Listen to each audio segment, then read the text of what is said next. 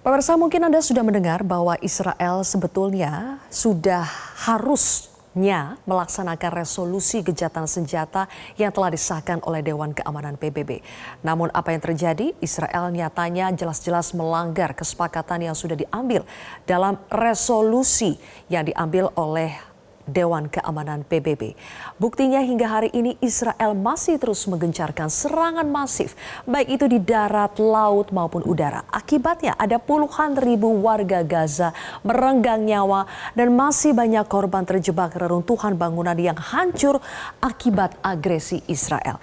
Pemirsa, kami akan memaparkan kepada Anda bagaimana Israel sampai hari ini masih saja terus menyerang seluruh penjuru Gaza meski sudah ada resolusi gencatan senjata selama bulan Ramadan yang disahkan oleh Dewan Keamanan PBB. Total korban pun yang kian bertambah sampai saat ini. Selama hampir 6 bulan terakhir, Israel ini telah membunuh hampir 33.000 orang di Gaza dan lebih dari 80.000 orang itu mengalami luka serius seperti luka bakar, patah tulang, dan luka-luka serius lainnya. Dewan Keamanan PBB sebetulnya telah mengesahkan resolusi gencatan senjata di Gaza sejak 25 Maret. Resolusi itu menuntut supaya gencatan senjata itu segera dilakukan.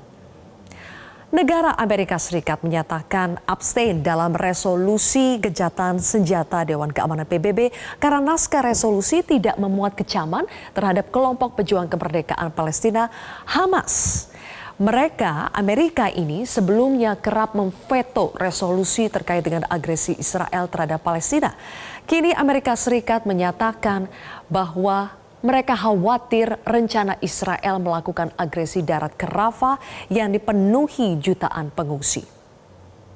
Nah, usai Amerika Serikat abstain dalam pemungutan suara Dewan Keamanan PBB soal gencatan senjata di Gaza, Palestina, Zionis Israel ini dikabarkan marah. Selama ini Amerika menjadi pendukung pemerintahan Zionis Israel dalam melakukan kejahatan genosida di Palestina, di antaranya seperti ada bantuan dana militer yang mencapai ratusan miliar dolar Amerika, kemudian bantuan keamanan lainnya. Israel bahkan membatalkan pertemuan di Washington untuk membahas kekhawatiran Amerika soal rencana Israel untuk agresi darat ke Rafah yang dipenuhi pengungsi. Kemudian ada tanggapan dari pemimpin pejuang kemerdekaan Palestina Hamas, Ismail Haniyeh, yang menyebut gagalnya upaya gencatan senjata karena Israel tidak memiliki komitmen. Hamas sebetulnya menginginkan adanya satu gencatan senjata total dan berakhirnya serangan Israel di Gaza dan tepi barat. Kemudian hak para pengungsi Palestina untuk kembali ke tanahnya tanpa syarat.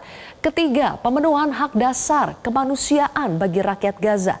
Kemudian diakhirinya blokade oleh Israel dan Mesir dan tercapainya kesepakatan pertukaran sandera Israel serta tahanan Palestina secara terhormat.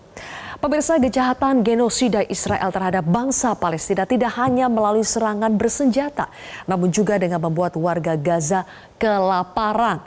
Pakar keamanan pangan memperingatkan bahwa situasi di Gaza ini adalah malapetaka. Anda bisa lihat pemirsa, sebelum agresi Zionis Israel, selama hampir 6 bulan belakangan, jumlah anak berusia di bawah 5 tahun yang kekurangan gizi akut itu sebesar 0,8%. Di bulan Februari, jumlahnya meningkat menjadi 12,4 hingga 16,5%. WHO menuntut Israel membuka blokade agar bantuan pangan dan obat-obatan bisa masuk ke Gaza. Jika warga Gaza tidak segera diberikan bantuan makanan dan kebutuhan pokok lainnya dalam jumlah yang signifikan, maka situasinya akan semakin memburuk. Jadi pemirsa, inilah pemaparan terkini kami mengenai situasi di Gaza saat ini dan bagaimana Israel ternyata tidak mematuhi gencatan senjata yang sudah disahkan oleh Dewan Keamanan PBB. Jelajahi cara baru mendapatkan informasi. Download Metro TV Extend sekarang.